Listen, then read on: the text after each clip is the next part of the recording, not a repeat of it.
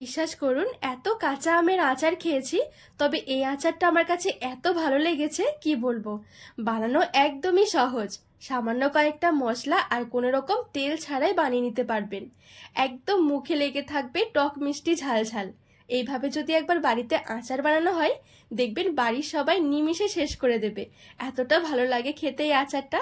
আর এইভাবে তো বানিয়ে সংরক্ষণও করতে পারবেন বছর ধরে। কোনো রকম রোদে দেওয়ার ঝামেলাই থাকবে না, ঝটপট রেডিও হয়ে যাবে। নমস্কার বন্ধুরা, নতুন একটা পর্ব দেখার জন্য আপনাদের সকলকে স্বাগত জানাই।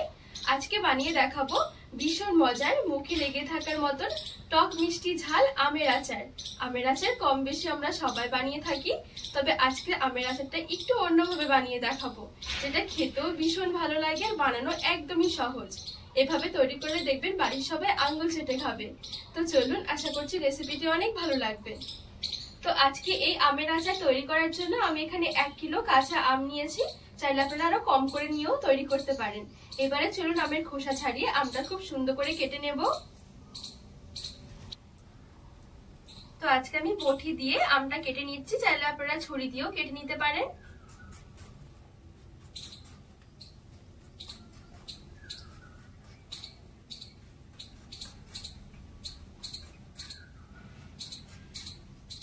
এবারে মাঝখান দিয়ে একটু ফালি করে নেব।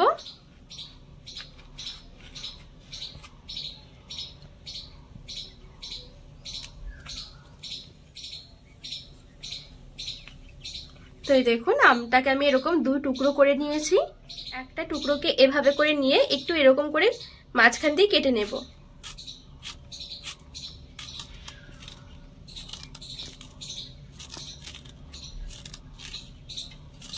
হালকা করে কেটে নিতে হবে, যেন আটি সমেত না কাটা হয়।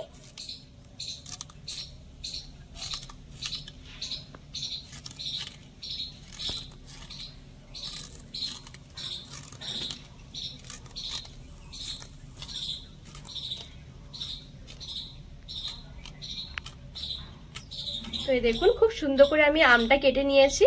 তো আজকে আচারের জন্য আম ঠিক আমি এভাবে করে কেটে নেব। কাটা হয়ে গেলে সাথে সাথে জলের মধ্যে নিয়ে নেব। তো সবগুলো ঠিক আমি আম এরকম খোসা ছাড়িয়ে আমটা এভাবে করে কেটে নেব।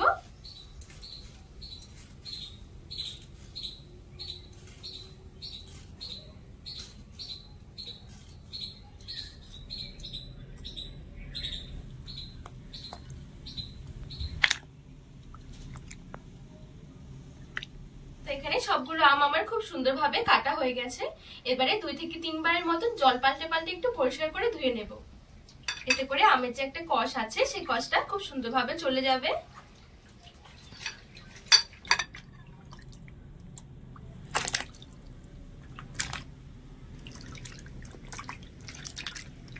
তো এখানে আমের টুকরোগুলো খুব সুন্দরভাবে 2 থেকে 3 বার মতন জল পাল্টে একটু পরিষ্কার করে ধুয়ে নিয়েছি। এবারে আমের টুকরোগুলো জল থেকে ঝরিয়ে নেব। আর এভাবে জল থেকে নেওয়ার সময় একটু চেপে চেপে নিতে হবে, তাহলে কি এক্সট্রা জলটা বেরিয়ে আসবে।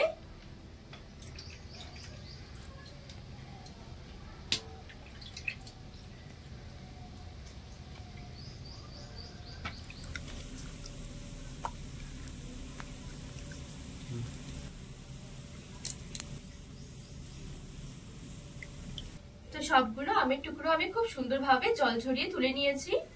এবারে দিয়ে দেব চিনি। আর আমি এখানে 1 কিলো আমের জন্য নিয়েছি 500 চিনি।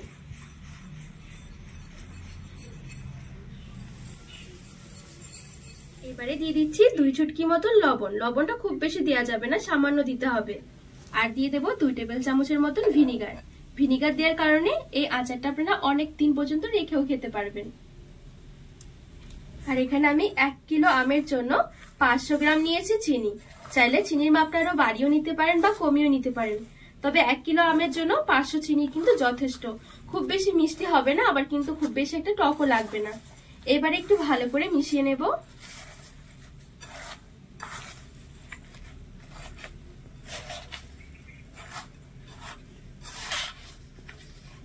চিনি দিয়ে নেড়েচেড়ে একটু ভালো করে মিশিয়ে নিয়েছি। এবারে কিছুক্ষণের মধ্যে দেখবেন চিনিটা খুব সুন্দরভাবে গলে যাবে। এবারে ঢাকা দিয়ে আমি রেখে দেব 10 থেকে 15 মিনিটের জন্য, বা চিনিটা একটু গলে যাওয়া পর্যন্ত।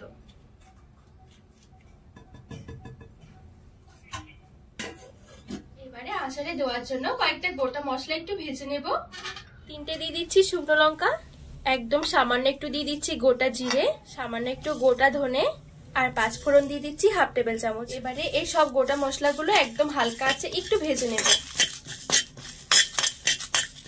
অবশ্য হালকা আছে ভাজতে হবে, খুব বেশি পুড়ে ফেললে কিন্তু মশলা তিতে হয়ে যাবে, খেতে ভালো লাগবে না। তো একদমই হালকা আছে কিছুক্ষণের জন্য একটু ভালো করে ভেজে নেব। তো এখানে মশলাগুলো একদম হালকা আছে, খুব সুন্দর করে 3 থেকে 4 মিনিটের জন্য একটু ভেজে নিয়েছি। এবারে শিলপাটায় নামিয়ে নেব।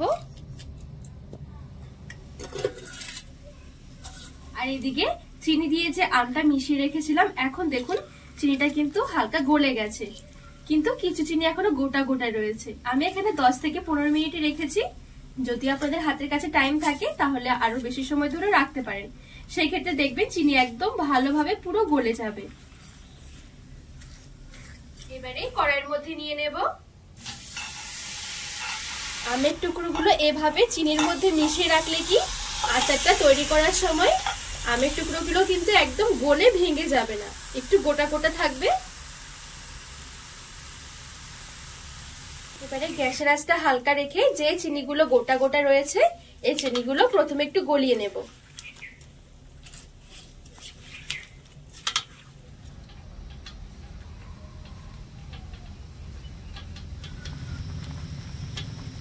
তো এখানে আমি চিনিটা ভালোভাবে গলিয়ে নিয়েছি।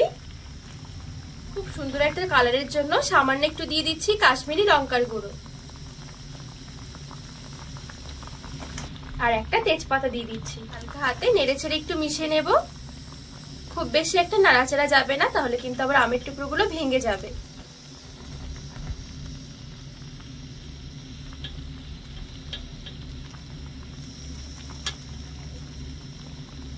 তো খুব ভালোভাবে সবকিছু নেড়েচেড়ে মিশিয়ে নিয়েছি।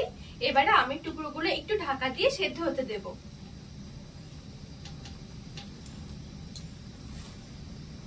তো মিডিয়াম থেকে লো আঁচের মাঝামাঝি রেখে দেব গ্যাসের আঁচটা। তো এখানে আমি ঢাকা দিয়ে পুরো 10 মিনিট রেখে দিয়েছি মিডিয়াম আঁচে।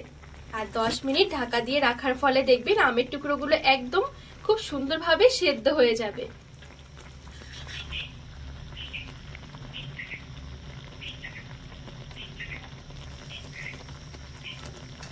এবারে গ্যাসের আঁচটা আমি একদম হালকা করে রেখে দিয়েছি। আর এদিকে যে আমি গোটা মশলাগুলো ভেজে রেখেছিলাম এই মশলাগুলো একটু আধা ভাঙা করে গুঁড়ো করে নেব।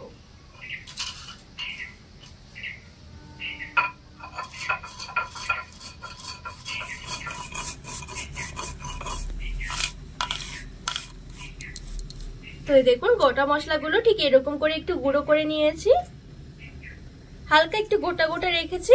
খাওয়ার সময় যখন মুখে পড়বে তখন দেখবেন খেতে কিন্তু ভীষণ ভালো লাগবে। এবার আমি এই আচারের মধ্যে মশলাগুলো দিয়ে দেব,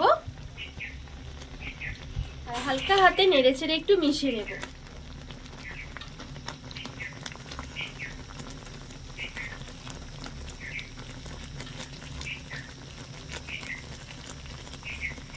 আর চিনি রসটাও কিন্তু দেখুন অনেকটা থকথকে হয়ে গেছে। এবারে আমি গ্যাসের আঁচটা বন্ধ করে দেব। আর ঠান্ডা হওয়ার পর কিন্তু চিনি রসটা আরেকটুখানি ঘন হয়ে যাবে। আর এই দেখুন আমের টুকরোগুলো দেখতে কতটা লোভনীয় লাগছে।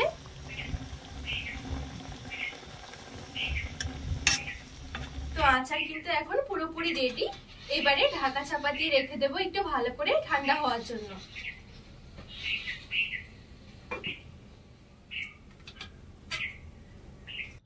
তো এখানে আমি আচারটা ঢেকে রেখে দিয়েছিলাম, আর এখন কিন্তু খুব ভালোভাবেই ঠান্ডা হয়ে গেছে। ঠান্ডা হয়ে গেলে দেখবেন আচারটা অনেকটাই মাখো মাখো হয়ে যাবে। আর এই দেখুন দেখতে কতটা সুন্দর লাগছে আচারগুলো, এত ভালো লাগে খেতে কি বলবো। একবার বাড়িতে বানালেই দেখবেন সবাই আঙ্গুল চেটে খাবে। এইবারে একটা প্লেটের মধ্যে তুলে নিচ্ছি আচার। আর এইভাবে করে ঠান্ডা করে আপনারা একটা কাচের বয়ামের মধ্যে ভরে রেখে দিতে পারেন। কোনো রকমের ফ্রিজে রাখার দরকারই হবে না, বাইরে রাখলেও আপনারা বছর ধরে খেতে পারবেন এই আচারটা। আর এই দেখুন দেখতে কতটা সুন্দর হয়েছে আচার, একদমই জুসি, এত ভালো লাগে আচারটা খেতে। দেখবেন এইভাবে যদি আচার বানানো হয় সব সময় দেখবেন এই আচারটাই খেতে ইচ্ছে করবে। তো বন্ধুরা আজকে এই আমের আচারের রেসিপি আপনাদের কেমন লেগেছে অবশ্যই কিন্তু কমেন্ট করে জানাবেন। আর রেসিপি ভালো লাগলে চ্যানেলটিকে সাবস্ক্রাইব করে পাশে থাকার অনুরোধ রইল।